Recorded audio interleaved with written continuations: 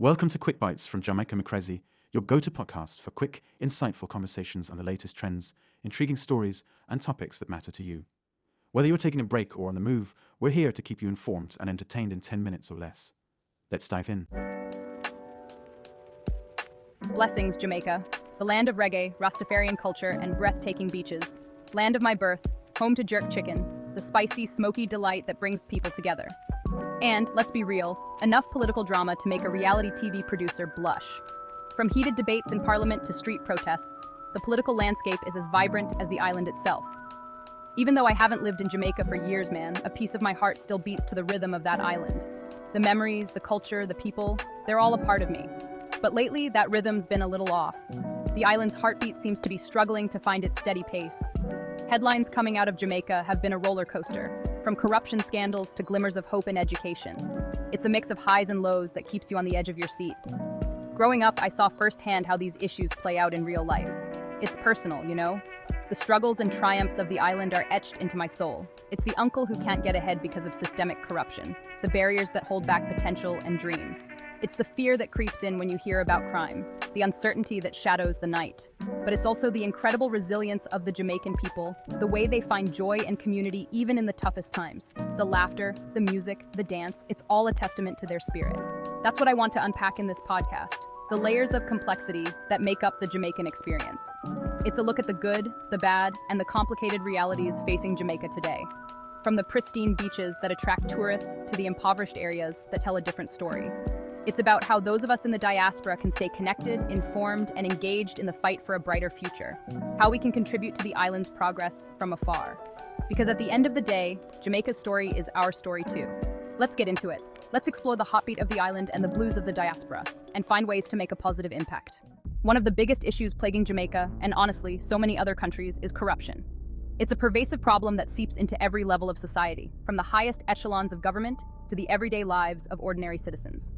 Corruption undermines trust, erodes institutions, and stifles economic growth. It's like a termite infestation, eating away at the foundations of society. Just as termites silently destroy the structural integrity of a building, corruption gnaws away at the moral and ethical fabric of a nation, leaving it hollow and vulnerable. Jamaica's tried to tackle this beast with unexplained wealth orders. Sounds fancy, right? These orders are designed to compel individuals to account for their wealth, especially when it appears disproportionate to their known income sources. Basically, it's a way to force people to explain how they got their wealth if it doesn't match up with their income. If someone can't provide a legitimate explanation, their assets can be seized. It's a tool meant to deter illicit enrichment and promote transparency. On paper, it's a good idea. In practice, aish. The implementation has been fraught with challenges. The legal framework is there, but the execution leaves much to be desired. It's been slow, bureaucratic, and honestly, hasn't yielded the results people were hoping for. The process is bogged down by red tape, inefficiencies, and a lack of urgency. It reminds me of when I tried to assemble IKEA furniture. You start with high hopes and a clear vision of the end result. Lots of promise, lots of complicated instructions, but in the end, you're left wondering if you did it right. The pieces don't quite fit together as they should, and the final product is often less than perfect. Other countries, like the UK, have had more success with similar laws. They've managed to streamline the process and make it more effective. They've gone after corrupt officials and seized assets. The UK has shown that with the right approach, these laws can be powerful tools in the fight against corruption. So why is Jamaica lagging behind? The potential is there, but the results are not. Some say it's a lack of political will. Without strong leadership and a commitment to tackling corruption head-on, these efforts are doomed to fail. Others point to loopholes in the law. These gaps allow the corrupt to slip through the cracks and avoid accountability. Whatever the reason, it's frustrating to see this tool not being used effectively. The public's trust in the system is eroding, and the hope for a fairer society is fading. It feels like a missed opportunity to hold the corrupt accountable and build a fairer society. The fight against corruption is a long and arduous journey, but it's one that must be undertaken with determination and resolve. Only then can we hope to create a society where justice and fairness prevail. Speaking of accountability, let's talk about the Integrity Commission's report on Prime Minister Andrew Holness. This wasn't just some small-time scandal. The report raised concerns about potential conflicts of interest involving government contracts. Now, to be fair, the Prime Minister has denied any wrongdoing, and the case is still ongoing. But man, the allegations have definitely cast a shadow over his administration.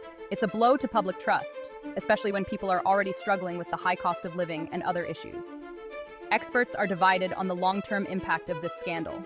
Some say it could lead to political instability or even snap elections.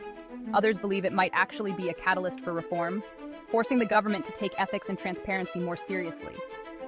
Only time will tell how this plays out. But one thing's for sure, the Jamaican people deserve a government that is accountable and operates with integrity. Anything less is unacceptable. This is a developing story. Stay tuned for updates as we continue to follow the situation closely. Crime and contradictions, a personal perspective. Now let's address the elephant in the room: crime.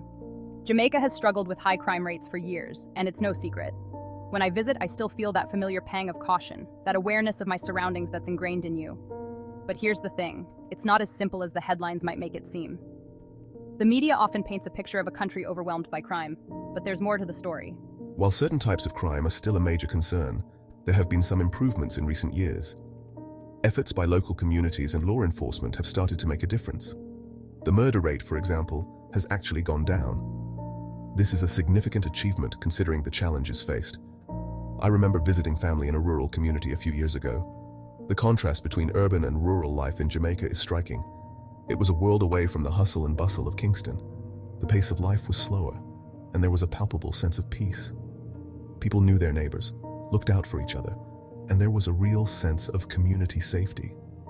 This sense of community is a powerful deterrent to crime. It reminded me that Jamaica is more than just the negative statistics. It's a place of beauty, culture, and resilience. That being said, the fear of crime is real, and it impacts daily life for many Jamaicans. The constant vigilance can be exhausting. It prevents people from feeling safe in their own communities. This fear can lead to isolation and a breakdown of community bonds. It discourages investment and economic growth. Businesses are hesitant to set up shop in areas perceived as unsafe, which in turn affects job opportunities and local economies. It's a complex issue with no easy solutions. Addressing crime in Jamaica requires a multifaceted approach, involving not just law enforcement, but also community engagement, economic development, and social services. There are many dedicated individuals and organizations working tirelessly to make a difference. Their efforts, though often unsung, are crucial in the fight against crime. Ultimately, the spirit of the Jamaican people is unbreakable. Despite the challenges, there is a deep sense of hope and determination to create a safer, more prosperous future for all. Jamaica is a land of contrasts, but it's also a land of incredible potential. By working together, we can overcome the obstacles and build a brighter tomorrow. Courage under the Jamaican sun. But amidst the challenges, there are incredible stories of resilience and hope. I'm talking about the everyday heroes who are working to make their communities safer. Take, for example, the community I visited a few years back. They organized neighborhood watch programs, started youth centers to provide alternatives to crime, and worked with the police to address local issues. It wasn't always easy, and they faced setbacks, but they never gave up. These stories don't always make the headlines, but they're happening all over Jamaica. People are coming together, taking a stand, and refusing to let crime define their lives. It's inspiring, and it gives me hope for the future. These communities are living proof that change is possible, even in the face of adversity. Investing in hope, youth, and education. One of the most important investments Jamaica can make is in its youth. Education is key. It's the foundation for a brighter future. But the education system in Jamaica faces serious challenges: underfunding, lack of resources, and inequality of opportunity. It's heartbreaking to think that so many young people are being left behind. But there are glimmers of hope. I've been inspired by organizations that are working tirelessly to improve education in Jamaica. They're providing scholarships, building schools, and empowering teachers. There's this one organization, and I'm telling you, the work they're doing is incredible. They're using technology to connect students in rural areas with qualified teachers. They're providing mentorship and support to help kids stay in school and reach their full potential. These initiatives give me hope. They show that change is possible, but it requires sustained effort, investment, and a commitment from both the government and the diaspora. Thanks for tuning in to Quick Bites from Jamaica McCrazy. If you enjoyed today's episode, don't forget to like, subscribe, and hit the notification bell so you never miss a bite-sized update. Share your thoughts in the comments and let us know what you'd like to hear next. Catch you in the next one.